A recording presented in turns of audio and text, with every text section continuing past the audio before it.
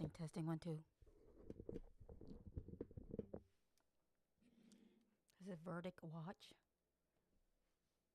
for the trial of Aaron Dean for the manslaughter of Atatiana Jefferson.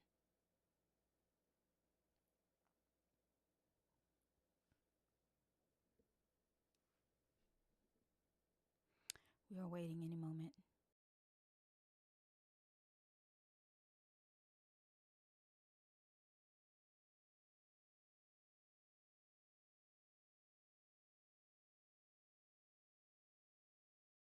Atatiana Jefferson.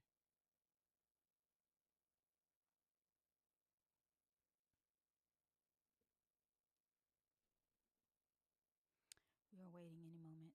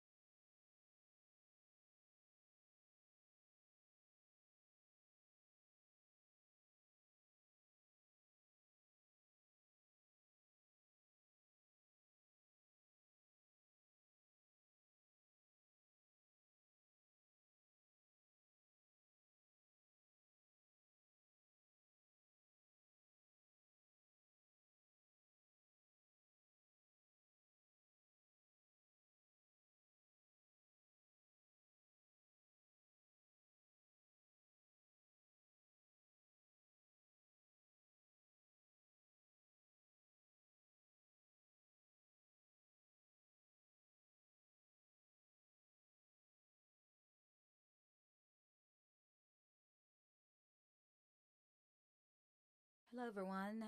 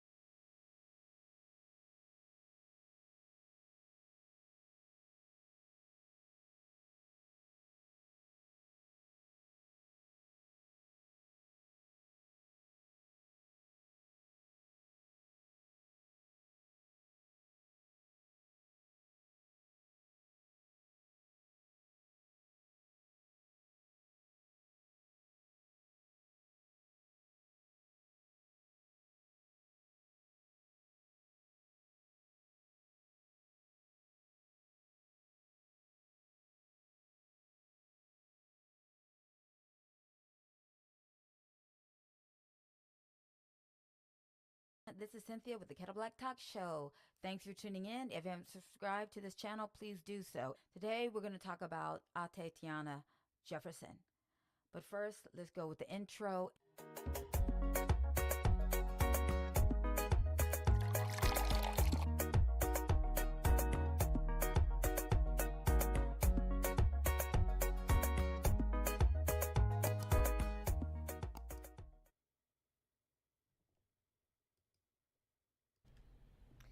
And some people in Texas, a different community, outraged, demanding answers here after an African-American woman was shot and killed by a Fort Worth police officer while she was inside her own home. This happened early yesterday morning. 28-year-old Atatiana Jefferson was pronounced dead after being shot. Investigators say a neighbor called police to report the woman's front door was open. Well, they say Jefferson was shot and killed in her bedroom after a police officer saw a person standing near a window inside the house. Now, police have released very heavily edited video footage of the incident that shows a gun inside the home. Now, the police officer involved has been put on administrative leave. That's pending an investigation. He joined the department in April of 2018. The Fort Worth Police Department is releasing available body camera footage to provide transparent and relevant information to the public as we are allowed within the confines of the Public Information Act and forthcoming investigation. In its statement, the department also said that it shares the deep concerns of the public and is committed to completing an extremely thorough investigation of this critical police incident to its resolution. Police also said in a statement that officers entered the home and gave the woman medical treatment, but she died at the scene. I'm going to go ahead and show that body cam video if you haven't seen it already.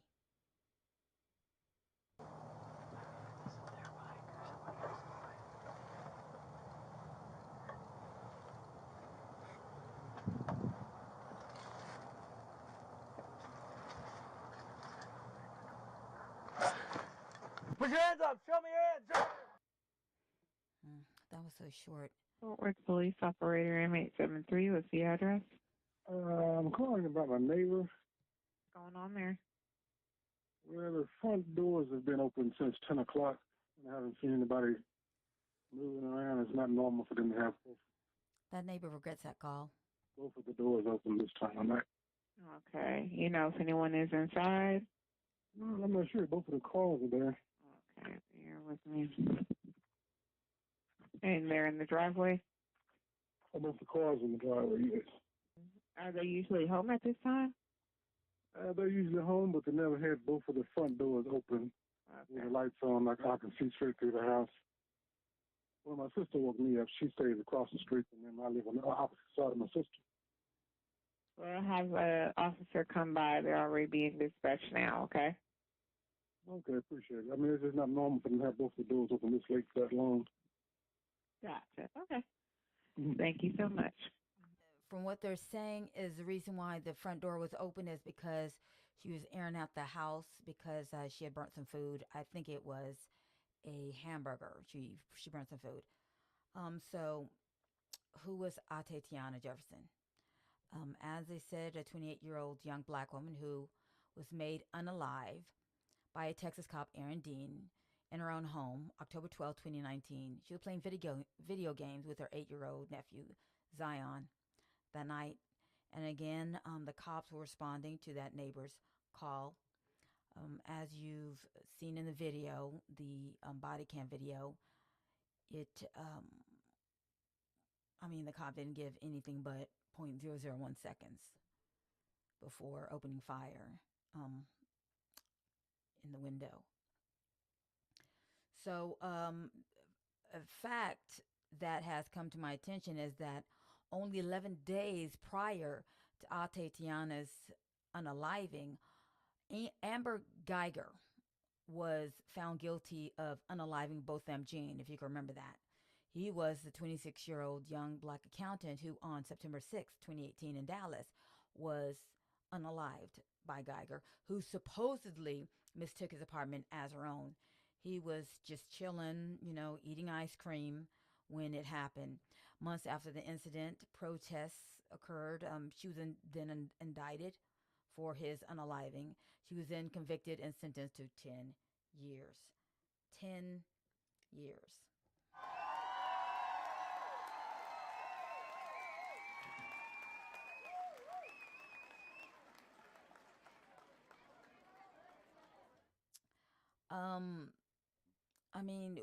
We can't forget how many, black women and men have been killed by cops.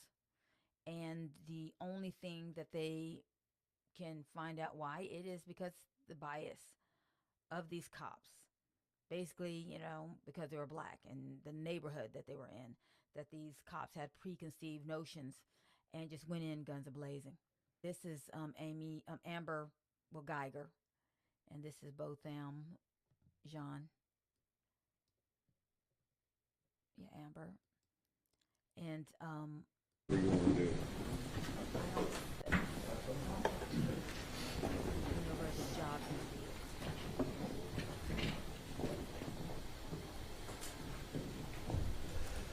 Okay, everything started. Good morning. Both sides ready for the jury? State's ready, Your Honor. Yes, Your Honor. All right, let's go.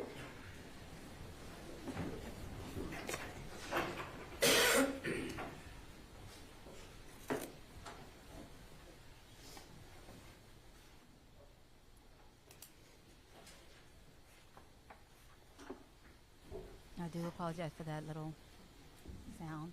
Okay, I'm nervous. I wonder if y'all are too.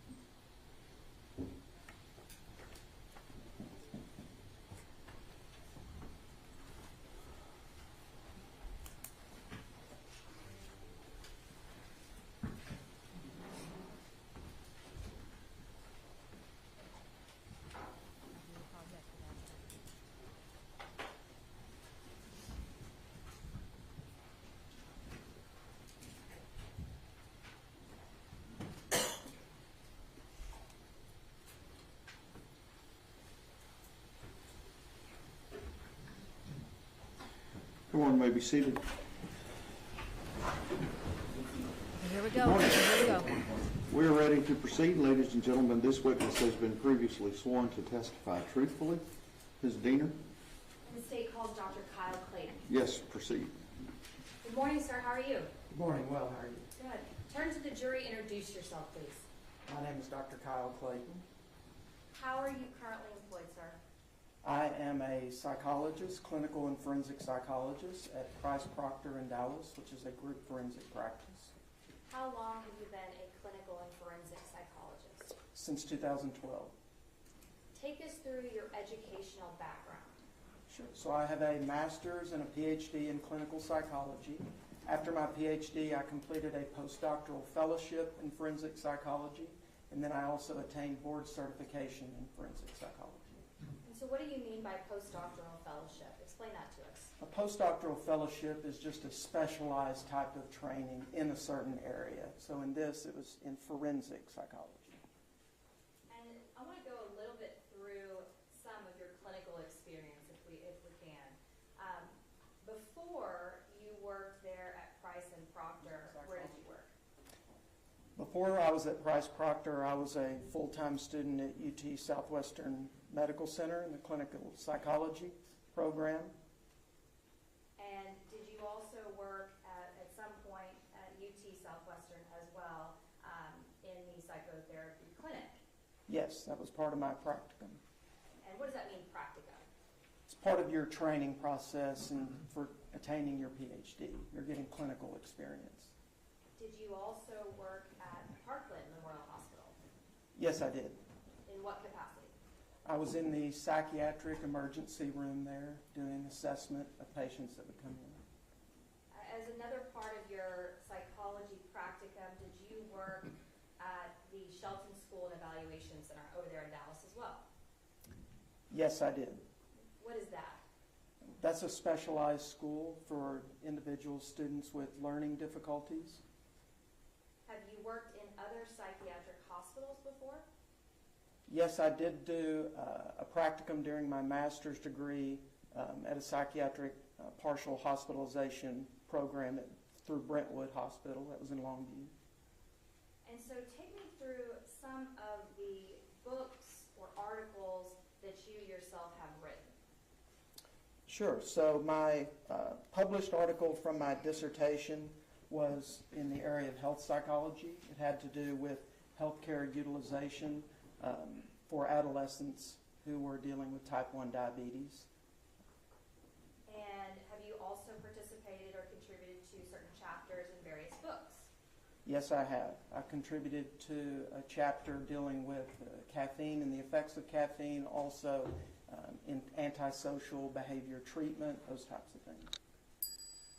So we shouldn't have caffeine, or we should? A little bit is okay? Depends on how much. All right, okay. Okay, so explain to the jury what clinical psychology is. So clinical psychology is dealing with the treatment, assessment or treatment of patients. What is forensic psychology? Forensic psychology is the application of mental health issues to issues of the law. So assessment or treatment of mental health issues as it relates to a legal question. And so explain to us your duties as a forensic psychologist working where you work now at Price and Proctor. Well, I do a number of things. The majority of my work is in adult criminal cases where I'm doing assessment of things like competency to stand trial, insanity, risk assessment, that type of thing. I also do evaluations related to occupations, so pre-employment evaluations for police officers, firefighters, that type of thing. Have you testified before as a forensic psychologist in this county? Yes. In this court? Yes. Have you testified for both the state as well as the defense? Yes. As an expert in the area of forensic psychology? Yes. Have you worked with or been hired to be consulting on different cases by these particular defense attorneys? Yes. Few or many occasions? Many occasions. All right. Did you conduct a psychological evaluation on Aaron Dean back in March of 2017? Yes, I did. What was the purpose of your psychological evaluation at that point? This was a pre-employment psychological evaluation for the Fort Worth Police Department. Officers are required as they apply to go through this process and go through a psychological evaluation. And you mentioned earlier that you do other pre-employment evaluations. You said police and fire. What other types of professions have you done these pre-employment evaluations for? I've also done them for private security. I've also done employment evaluations having to do with individuals that are air traffic controllers, nursing evaluations, that type of thing. Those all seem to sound like high-stress jobs. Why in particular are you doing psychological evaluations for potential police officers? Well, it's required by the Texas Commission of Law Enforcement. My understanding it's required because of that, because it is a high-risk, high-responsibility type of job. So they want to make sure that in addition to a physical screening, they're getting a psychological screening as well to see if they're suitable to hold this type of job. And do you see the person, Aaron Dean, do you see him in the courtroom today, the person you did the psychological evaluation on? Yes. Can you point to him and identify an article of clothing he has on? He's standing right there with what appears to be a blue tie. And Your Honor, let the record reflect this witness identify the defendant in court as well as the individual who's standing up in counsel table. Record will so reflect. Okay, so tell me, what date did you actually perform this evaluation on the defendant? I saw him on March 29th of 2017. Okay, so take me through the process. Somebody comes to your office, and where's your office located? It's in Dallas.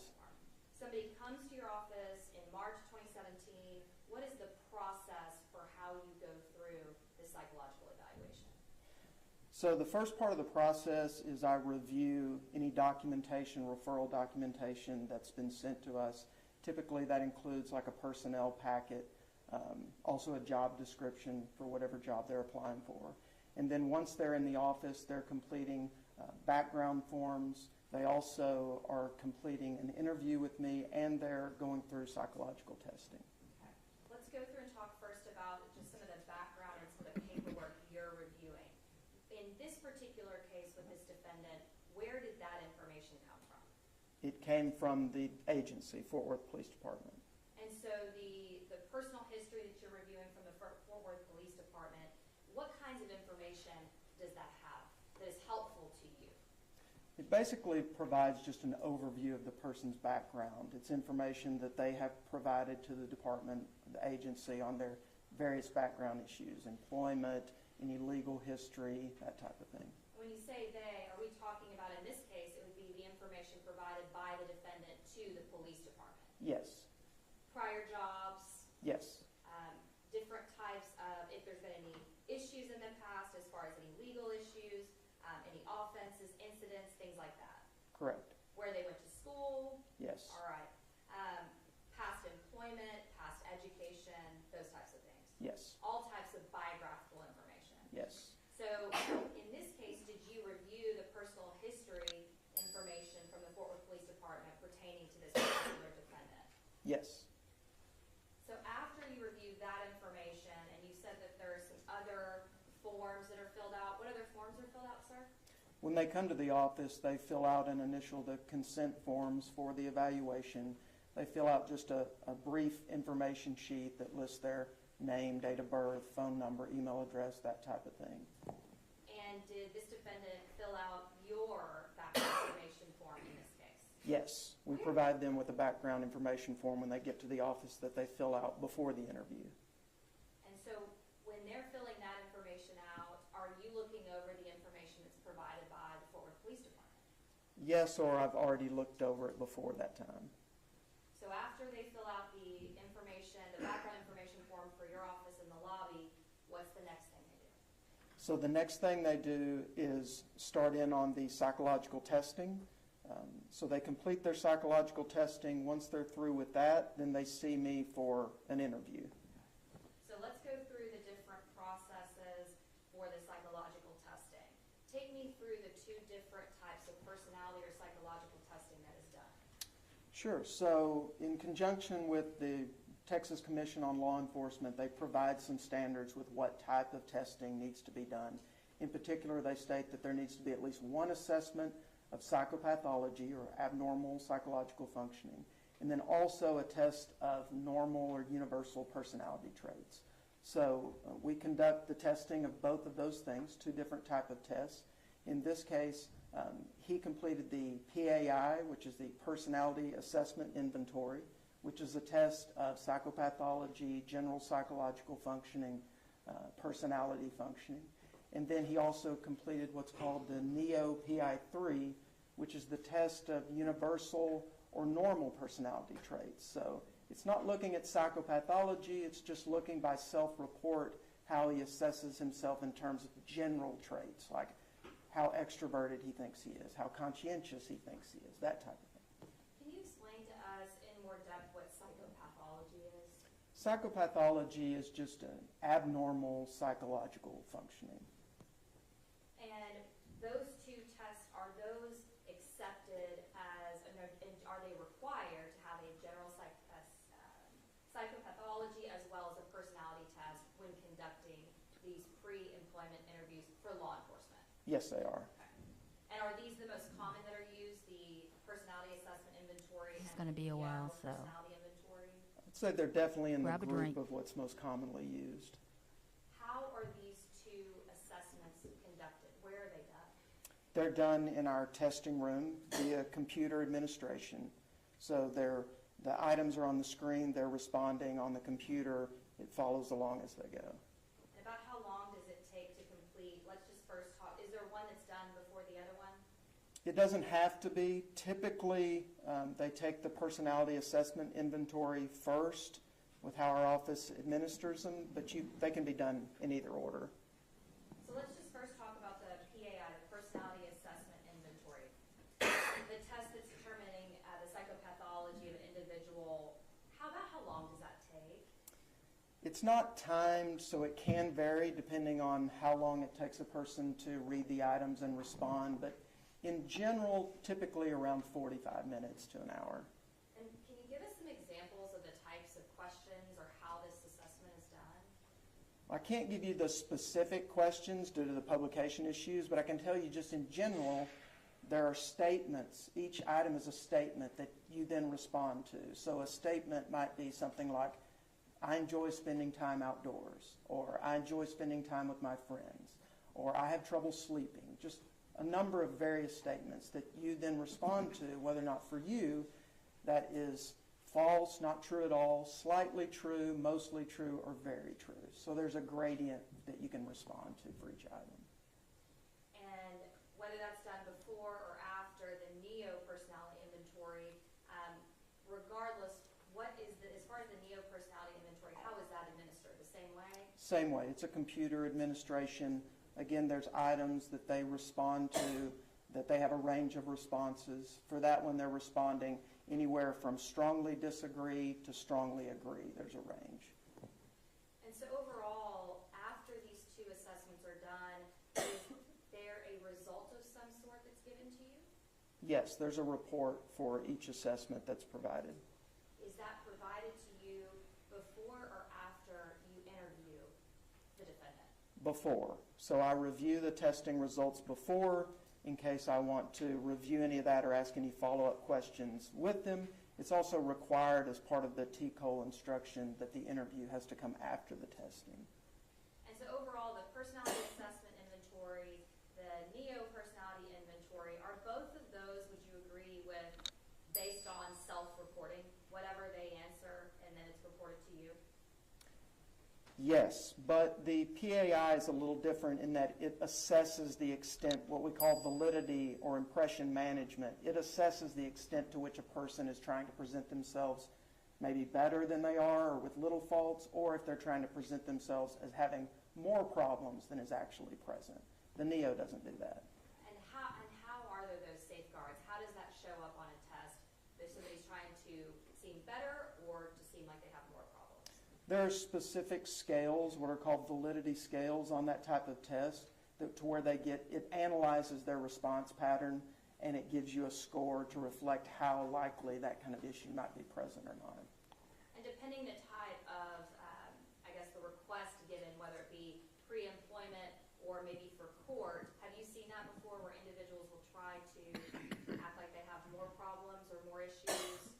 Many times. Have you seen where people try to also, I guess, fake the test out or over-exaggerate how good they are? Many times. Try to kind of fake out the test. There definitely can be some significant positive or negative impression management depending on the context of the evaluation, yes. And so the positive impression management, if you do see that, how do you make sure that the test is still valid? Well, there's a range of what's acceptable for that inherent in the test. So it interprets the level that that's at, and then it gives you some information in terms of if it's at a certain level, then the test is considered invalid.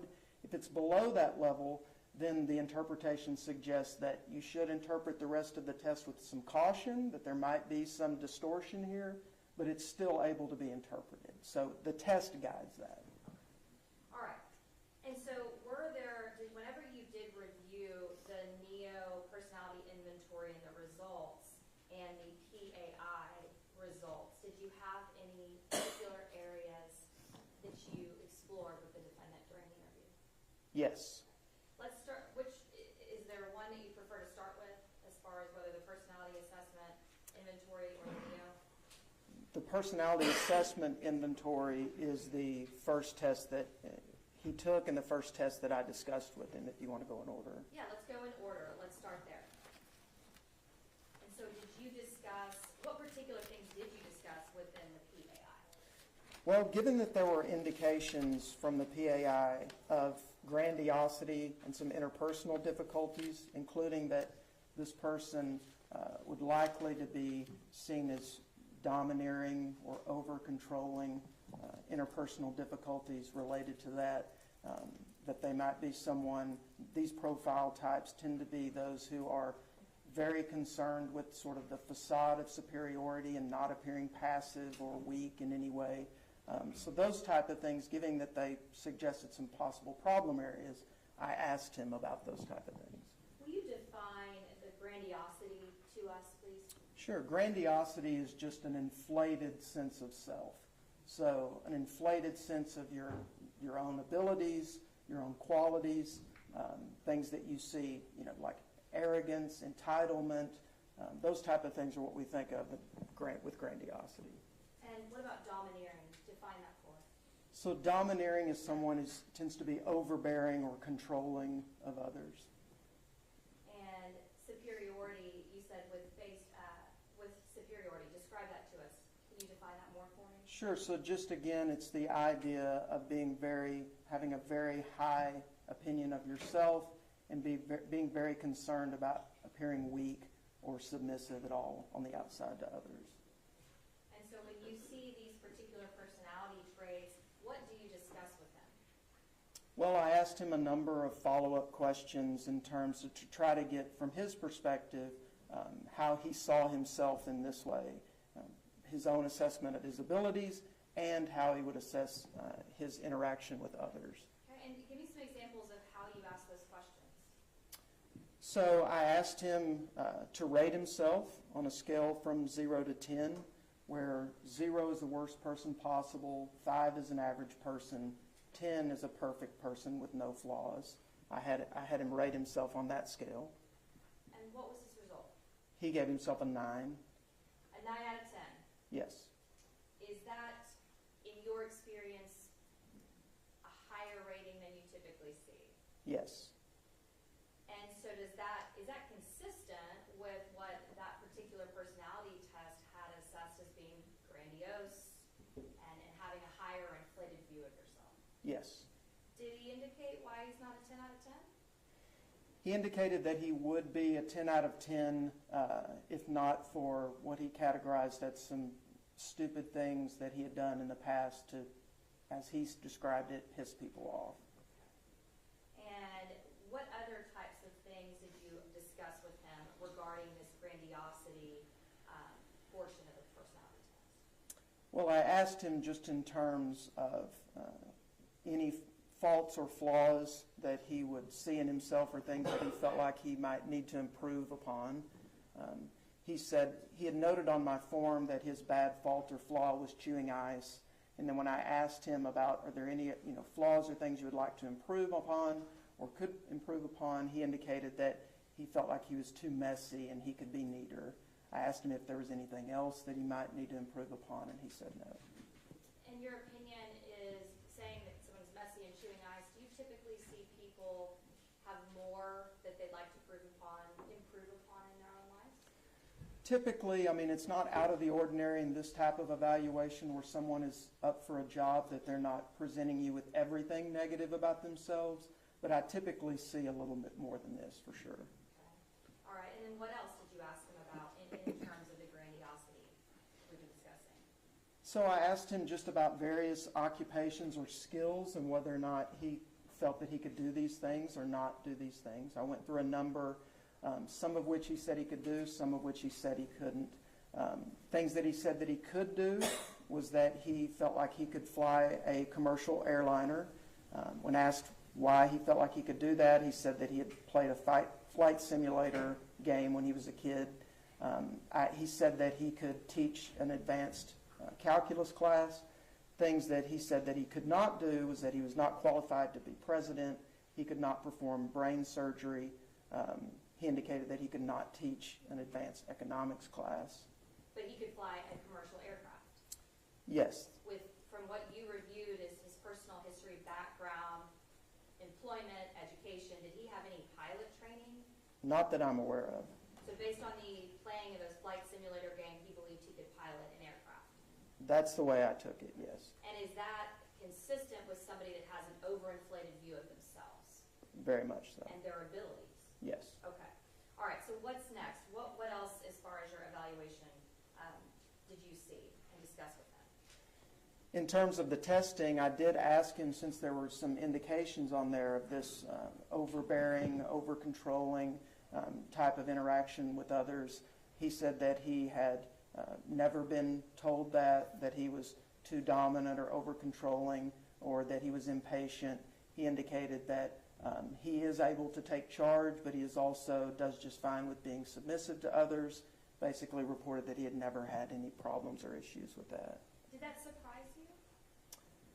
Yes and no. I would say, given his grandiosity, I wasn't expecting to hear a lot from him that maybe painted himself in a negative light. But I was somewhat surprised that if that was his personality style, that he might not have ever heard that, at least from someone else, even if he didn't agree with it. Okay. All right. And so what else was discussed with him as far as the concerns that you saw on the test? The majority of my discussion with him in terms of concern of testing revolved around those two areas: his grandiosity and then his interpersonal style and difficulties that might result from that. That was the main focus of the follow-up from the testing, because those were the two main problematic issues. And when he talked about rating himself, and he would be a 10 with the exception of some stupid things that offended or bothered people, did he go through and talk about the specifics of what those were? He provided 3 examples, yes. Did you also, in reviewing his personal history from the Fort Worth Police Department, were some of those things mentioned? Yes. Okay, so let's go through those if we can. Tell me one of those things that he mentioned in the testing and in talking to you. So one of the things that he noted was that he had had an incident where he had gone into a fast... Yes.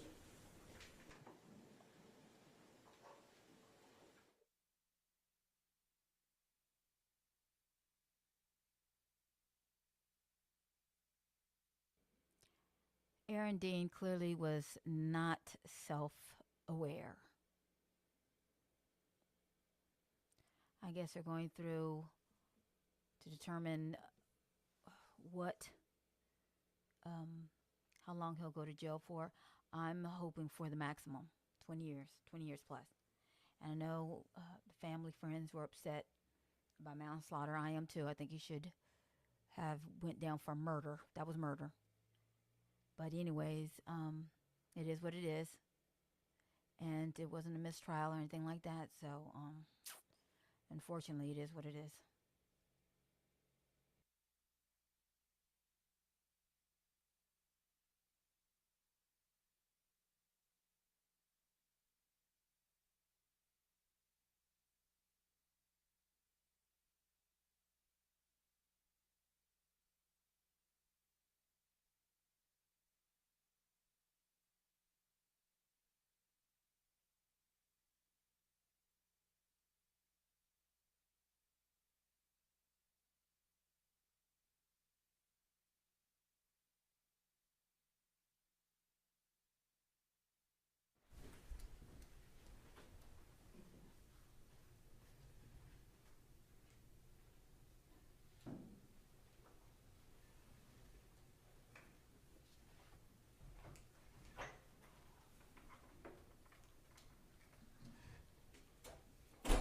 Everyone may be seated.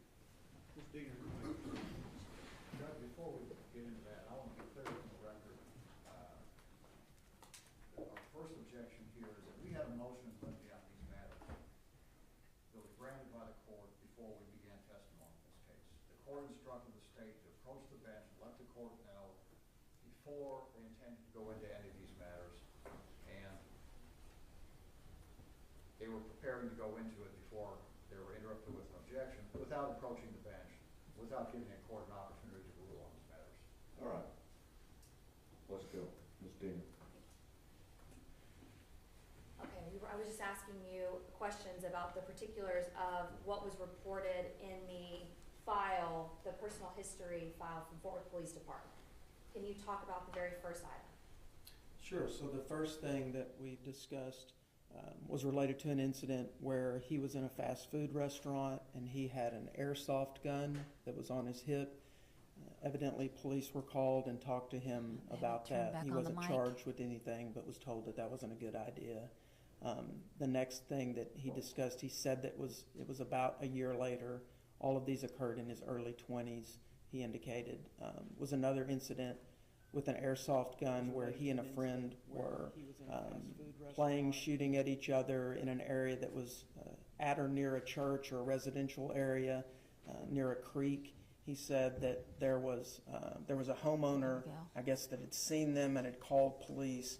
Police had showed up and gave them a stern talking to, is the way that he described it in this personnel packet.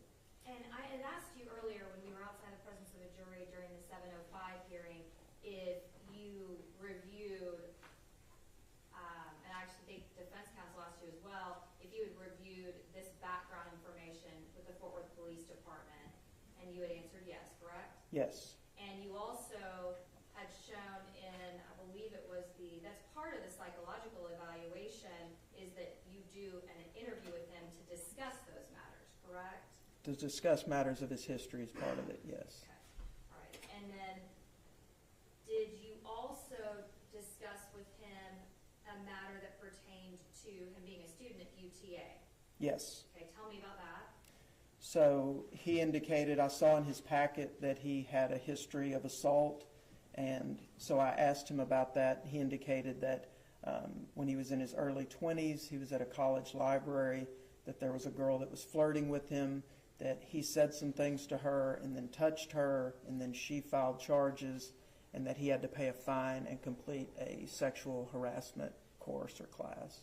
Now, was there a particular way that those different things, those incidences, in the way that he described them, that was consistent with what you had seen on these assessments? Yes. In what way, sir? I felt like that he was pretty flippant in the way that he described it.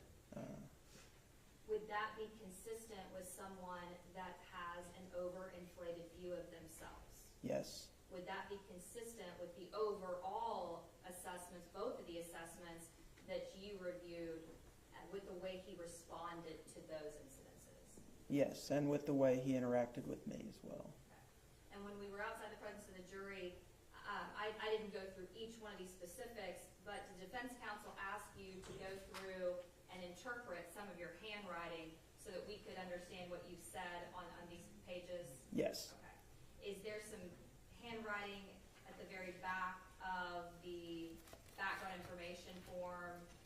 Actually, kind of handwriting all over, I guess, these 5 pages?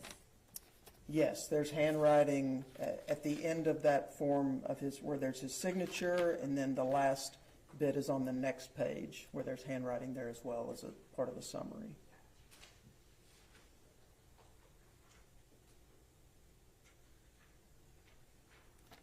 Looking now here at the Fort Worth Police Department's background information,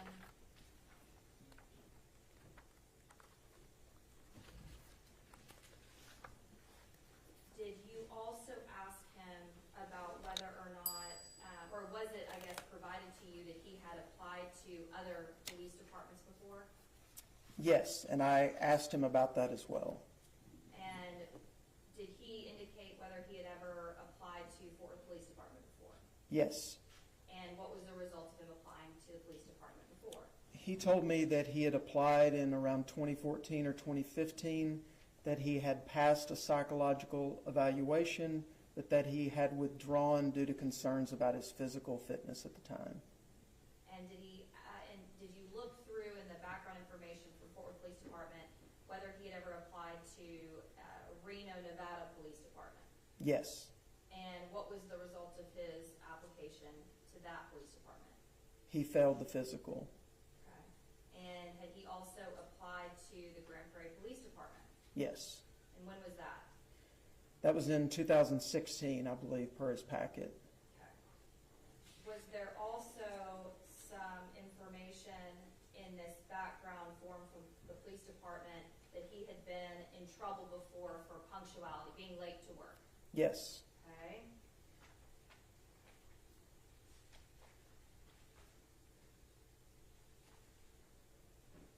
Was there also information about him having several traffic citations and several, I guess, a mention regarding his insurance, his auto insurance? Yes. All right. Now, when you asked, or when you reviewed this background information, did he put the two instances with the gun and the incident involving UTA, are those both also in that background information? The information that he filled out for my office? No, the information he filled out for the Fort Worth Police Department. Yes. And is that also in the information that he filled out with you? Well, in the information that he filled out with me, he noted his assault. There was nothing that he wrote on his background form related to the incidents with the airsoft guns, but I did talk to him and ask him about that. And why was that important to you to talk to him about that? Well, just because they were interactions that he had had with law enforcement in the past, and that to assess his behavior and judgment at the time and what occurred.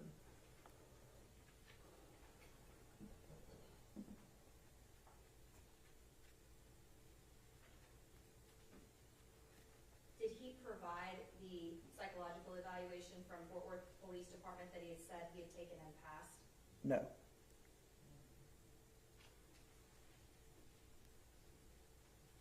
If he had provided that to you, would that be a part of the file that you would have provided to me? Yes.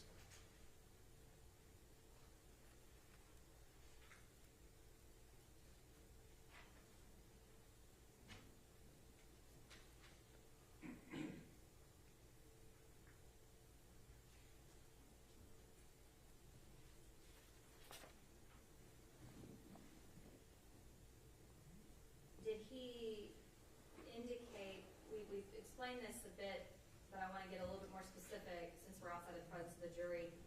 When he talked about the incident in college at UTA with a female, did he indicate to you whether she, the female,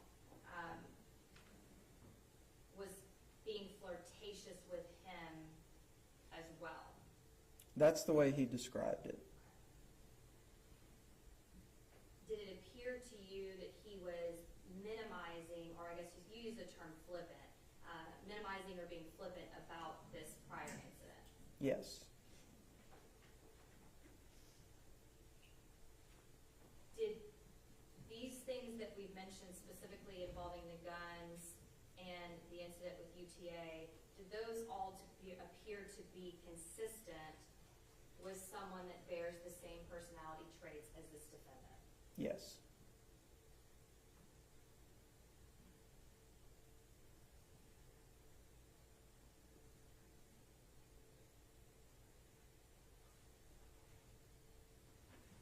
And Judge, for purposes of this record, since we're outside the presence of the jury, I wasn't planning on getting into him being late to work. I wasn't planning on getting into him using his auto insurance or traffic citations for any, I think, speeding or wrecks. But I just wanted to flesh that out since we were outside the presence of the jury. But for purposes of this hearing, I'll pass the witness. Thank you. Mr. Gill? Don't have any additional questions, but I have some objections. Go ahead. Not only did the state violate the court's ruling on the motion in limine, but they're also attempting to get into matters that they did not provide to us in pretrial disclosure. Okay, let me hear about that. We were not provided any notice that there was any bad act involving an airsoft gun or being spoken to by police or anything along those lines. So we would object to the state going into anything regarding that. Response? Also, I'm sorry, response? May I respond? Yes. Thank you, Judge. Yeah, specifically, we did, and I can go through, does Your Honor have a copy of our form? I do not. I do not have the gym system up right now, so.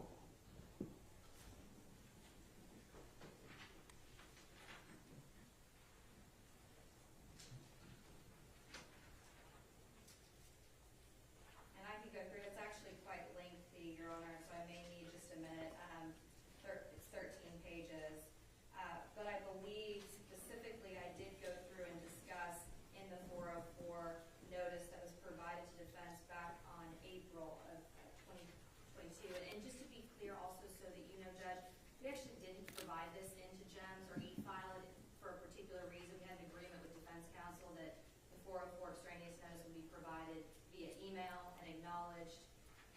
And I wouldn't have a copy then, would I? That's correct.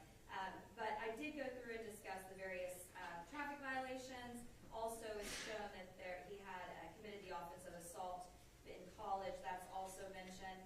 I talked about the receiving disciplinary action from employers, and I believe that we also discussed his, if you look for defense counsel, on page 12, it discussed him having, I discussed a particular other witness, but about him having shooting guns, being very proficient with guns, and overly confident about guns, always being the person that wanted to protect others with his gun at the church.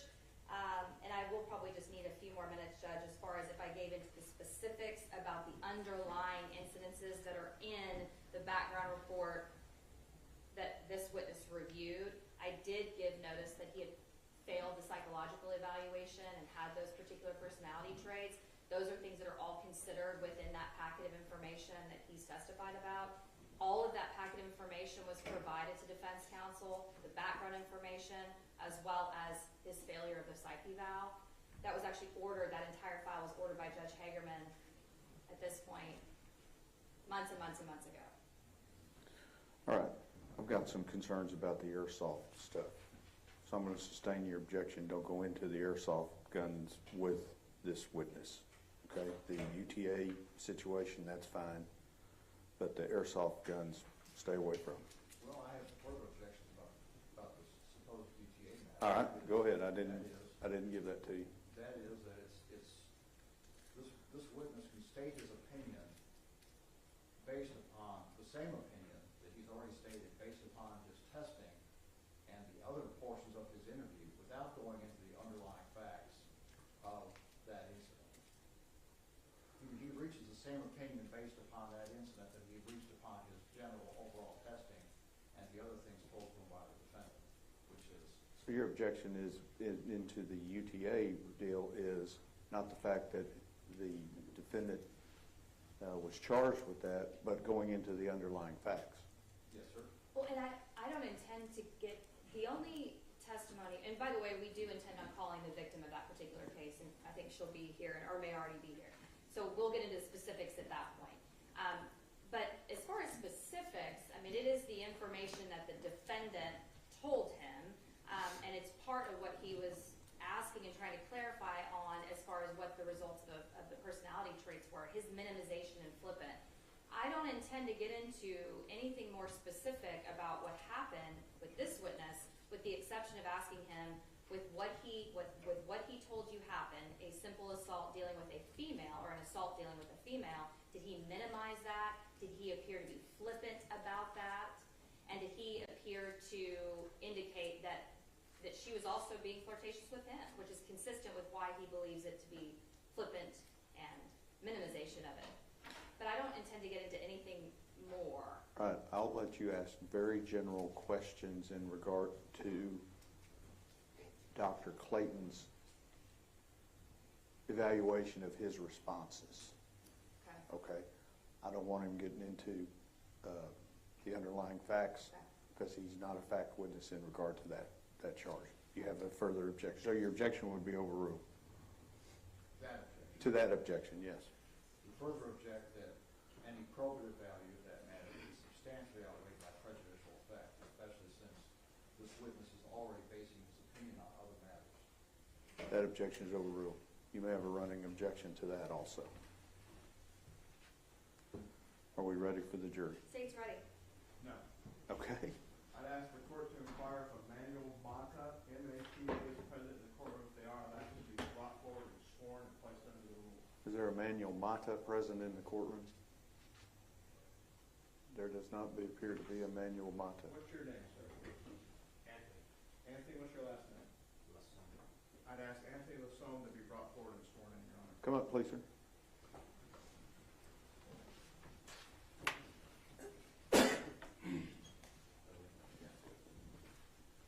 No, I need to swear him. Oh, I see. Okay. Now, you know what? Just come up to the rail. Just stand right there. Raise your right hand for me. Solemnly swear or affirm testimony given this cause to be the truth, whole truth, and nothing but the truth, so help you God. Would you tell me your first and last name and spell it for my court reporter, please? Anthony Lasson, A-N-T-H-O-N-Y. Last name is Lasson, L-A-Z, Zebra, O-N. You have been sworn as a witness in this case, and there is a rule of procedure in effect that says that you cannot be in court while you're testifying, unless you're testifying. You're not to discuss this case with anyone else in anticipating of you being called as a witness. So if you'll remain outside in the hallway and do not talk to anybody out in the hallway. Do you understand? All right, thank you very much. One second, on that, pop that. Sure.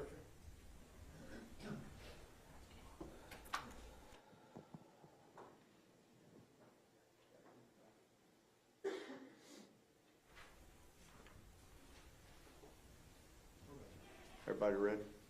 Seats ready. Let's go.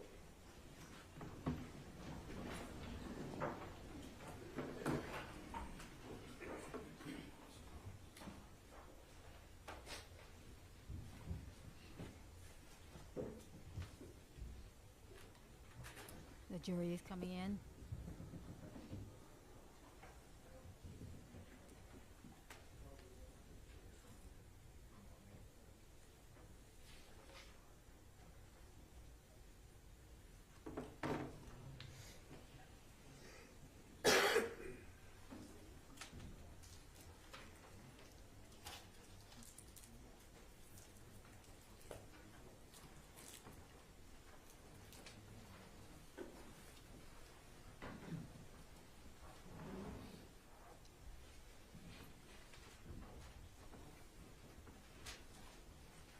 Judge, just one more matter to bench real quick. Okay. Everyone may be seated, thank you.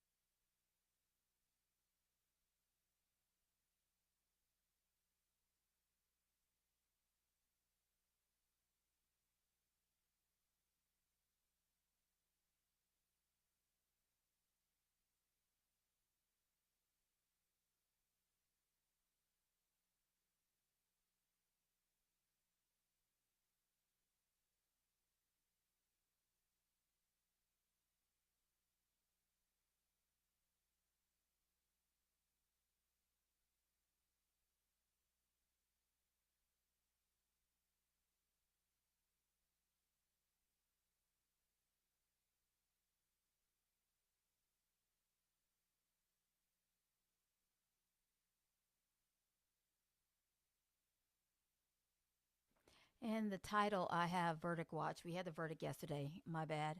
Right now, this is sentencing. At a sentencing hearing, the judge will review the precedence report and her arguments from both the prosecutor and the defense attorney. And of course, sometimes the victim, since the victim cannot make a statement, Okay. then it I could think be before we took a break, anyone, he's asking me depending on some who we're talking questions about. So we go about back to his minimization of his conduct. I want to ask you about the incident involving UTA. Okay. Just specifically, or actually more generally, did he seem to minimize whatever happened back in college to you? Yes. And did he appear to be, what was his attitude about it in general? I thought he was pretty flippant in describing it, minimization and flippant. Would that be consistent with his personality traits that you had seen so far? Yes, you would expect to see someone who's high in narcissism be quick to take credit, slow to take responsibility, that kind of thing. And that's kind of what I felt like I saw when he was talking about that. The jury's heard you refer to grandiosity, but the term narcissistic, that is a term that we haven't yet defined. Can you tell us what that means, sir? Sure. So, and those two are certainly related, but narcissism has to do with not only a person's sense of self, so they have an overinflated sense of themselves and their own abilities, but it also relates to how they see and view others. So not only do they tend to have a high view of themselves, they don't tend to have a very high view of others or their opinions. They often have a low tolerance for disagreement. They tend to be overbearing or domineering with other people. They can be manipulative at times. They certainly have an issue with taking in information that doesn't agree with them. And in that way, their judgment and perception tends to be limited to their own ideas of reference. Now I want to move to the NEO personality assessment. Did you also, well actually before we get to that, we talked earlier about the PAI validity scales. Was there some concern regarding this defendant's positive impression? Yes, he had what is categorized as a moderate degree of positive impression management. So not to the extent that would invalidate the test, but to the extent to where the test interpretation suggests that you need to take that into account, that there's likely some minimization that's going on here of any type of faults or difficulties. And so the results of that particular test may actually underrepresent the concerns in those areas. Correct. Because he has, I guess, overstated, or in his responses, that would have affected that particular section. That's correct. All right. Now let's talk about the NEO evaluation. Is there anything else in the PAI as far as in your report? No. The main things from the PAI that were noted we discussed in terms of his grandiosity and interpersonal difficulties. And now let's move to the NEO evaluation. Or actually, let me ask you one question real quick about the particular clinical scale. A part of that personality test that we've been discussing, was there either a concern or at least the notation there was a moderate elevation in this defendant's aggression or verbal aggression? Yes, that's part of the interpersonal issues that I was discussing before. He did have a moderate elevation on a scale related to verbal aggression. Can that be problematic if you are seeking employment to be a police officer? Very much so.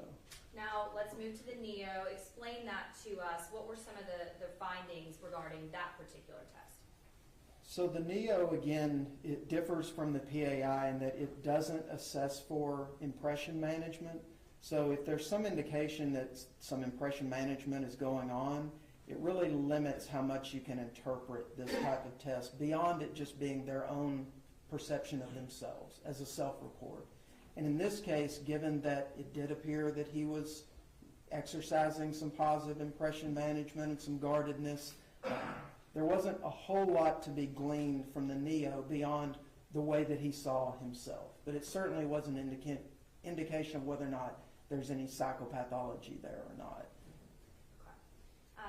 And so overall, was there, you mentioned earlier that the NEO doesn't have an ability to determine if there's some sort of over-representation, or I guess the self-inflate or the positive impression, correct? That's correct. Okay. It doesn't measure for that. Okay. So then how do we determine that it is valid? Well, the validity on the NEO, it's not designed to measure its validity in that way in terms of impression management. It's designed to just be a self-report. So the validity on the NEO basically asks them if they understood the questions and if they responded honestly, and then it looks at how many responses they might not have entered. If there's a certain amount of items you don't enter, then the protocol is considered invalid. But it doesn't look at validity to the extent of impression management the way the PAI does. It's just designed as a self-report or self-reflection of how they see themselves on these personality traits. And so were the results of the NEO personality test consistent with the results seen on the other personality tests given? They were, in terms of, you did see some indication of grandiosity and then some interpersonal issues where this person might be more likely to be critical or antagonistic or domineering at times with others. So in that way it was consistent. As far as your report, did it appear to be that he had indications of a forceful and dominant personality traits? Yes. Or style, rather. Yes. Okay. And we've heard you talk about domineering and dominant personality traits. Why is someone that has a forceful or dominant personality trait or style concerning for being a Fort Worth police officer? Well, in a number of ways. It certainly impacts their judgment and decision making, but even more directly, it interacts with or limits their interpersonal functioning. So individuals like that tend to have a low stress tolerance, low tolerance for disagreement, not very good at conflict resolution with others, just interpersonal difficulties in general with others, being sort of critical or uncaring or unsympathetic to others. Those things are all issues that can be problematic in this type of job because you're dealing with others on a daily basis, both coworkers and the public. Was there mention to you involving his previous employment and seeking employment with other police departments? Yes. Okay. And did he seek employment in other police departments? Yes. Okay, tell me about that. Well, he reported that he had previously applied to this department, Fort Worth Police Department, the one he was seeing me for, in 2014 or 2015. He indicated that he had passed a psychological evaluation as part of that application, but that he had withdrawn due to concerns about his own physical fitness. He didn't tell me about any others, but there were others noted in his packet, which included that he had previously applied with Reno Police Department and had failed a physical, and that he had also applied to Grand Prairie Police Department, but had withdrawn that to seek this position with Fort Worth. Now, if he had taken a psychological evaluation with Fort Worth, would that have been provided to you prior to your assessment? Typically, yes. If the agency has a prior evaluation, it's up to them what they provide, but typically we get that type of information. Had that been provided to you? No. Okay, and so the personality traits that you have discussed so far, are those traits that you would expect to diminish or go away over time without any treatment or intervention? Typically, no. Why not? Well, because personality traits or structure tends to be, especially once you reach adulthood, tend to be fairly stable over time. You can see some changes in behaviors, things that you can address in terms of symptoms or behaviors, but one's personality structure, once it's established, doesn't tend to change night and day. You don't typically see someone that's highly extroverted at age 30 and then at age 40 they're all of a sudden very, very introverted, unless something big has happened, whether it be treatment or a life event or injury or something like that.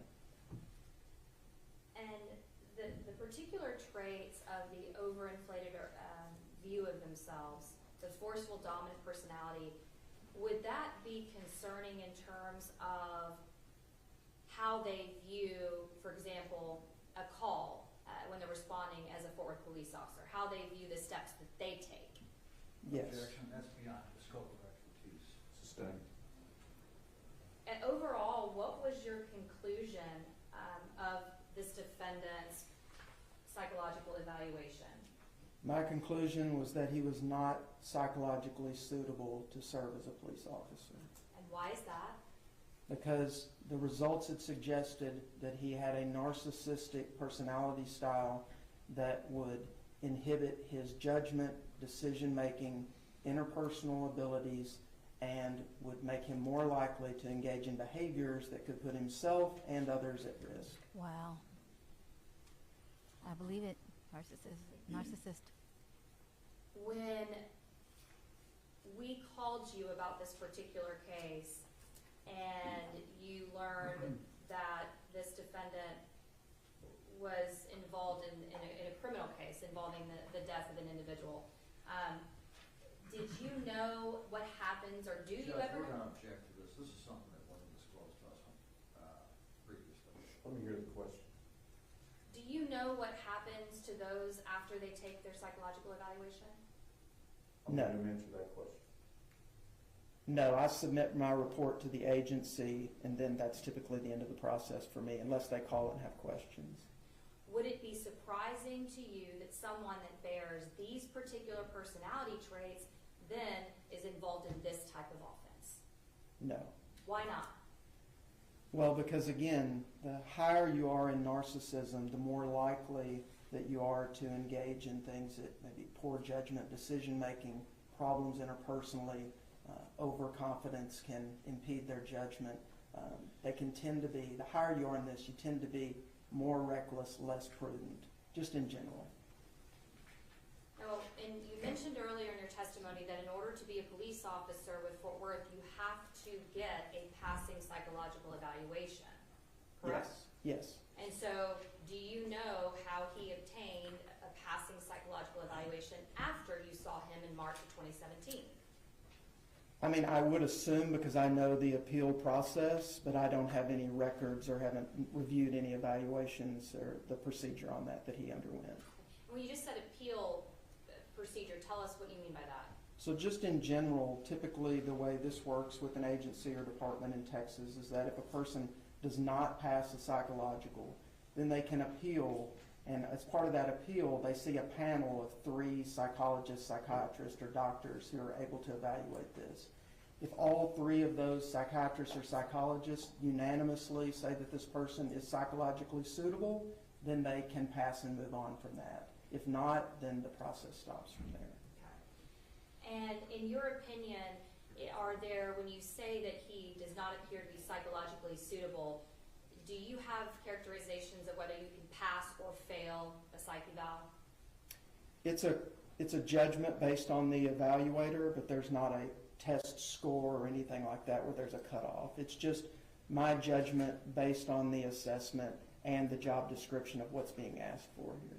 Are there times when there is a clear, I'm going to use the term pass, but clearly that they are suitable for the employment, and times that it's very clear they are not? Yes. Are there also a category where they might be a little bit in the middle, where there's a little gray? Maybe they could, maybe they couldn't. You have some concerns, but they might be okay. Yes, I would say that's where these tend to fall in those 3 categories. Where did he fall? He falls in the clearly not suitable. I'm going to pass the way to Sean. Cross-examination. Dr. Clayton, if I said that the practice of psychology is highly subjective, would that be a fair statement? I think it depends on what aspect of the practice of psychology you're referring to, but it definitely involves, from my standpoint, it involves a clinical judgment that I'm making based on the evaluation, yes. And that's a subjective judgment, isn't it? Yes. There's not a measurement tool that you can use to evaluate someone's psychological makeup, is there? There's not anything like an x-ray that shows you one thing definitively. There's testing you do, interviews you do. From all of that, you try to form an informed clinical opinion, yes. And you make your living by examining people and examining situations and developing these opinions, isn't that right? Yes. And other psychologists do the same thing. Yes. And you know that if Aaron Dean became a Fort Worth police officer, that it was the opinion of 3 other psychologists that he was in fact fit for duty. Is that right? Yes. So 3 other psychologists reached an opinion different from yours. Is that right? Yes. And that would have been around the same time that you talked to Mr. Dean. Isn't that right? I don't know the time frame, but I assumed it was pretty close in time to when I saw him. And that appeal process is allowed because the Texas Commission on Law Enforcement recognizes that the decision and the opinions made by psychologists in this realm are highly subjective. Isn't that right? That's my understanding.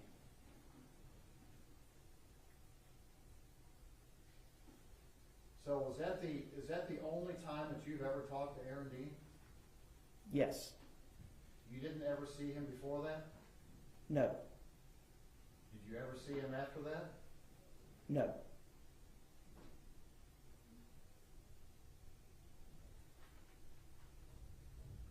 You mentioned that there were a couple of statements that he made that were brought out by the prosecutor that you took note of, one of which had to do with the fact that he believed that he could teach calculus. Is that right? Yes, that he could teach an advanced calculus class. Did you know at that time that he has a college degree in physics? Yes. And that still seemed unusual to you, that he could teach calculus? Yes. Have you ever had a gun pointed at you? No.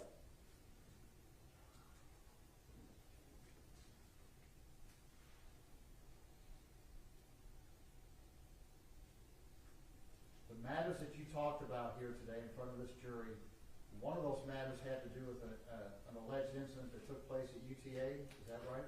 Yes. And that matter was brought to your attention in the packet that you received from the Fort Worth Police Department, is that right? Yes. So the Fort Worth Police Department knew about an alleged incident at UTA. Yes. Is that right? So that was in the Fort Worth Police Department's packet of information, in their hiring packet that they would have had access to when they hired Aaron Dean, correct? Yes.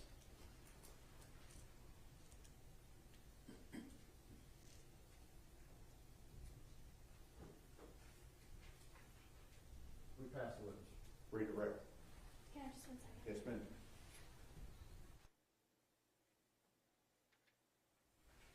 We don't have any questions, Your Honor. May Dr. Clayton be finally excused. No objection from the state.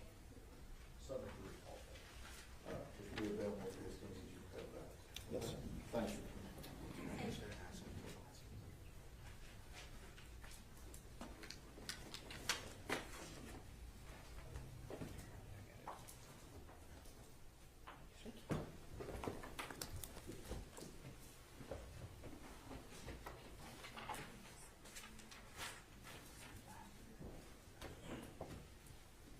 Okay, y'all have a short break, but I did.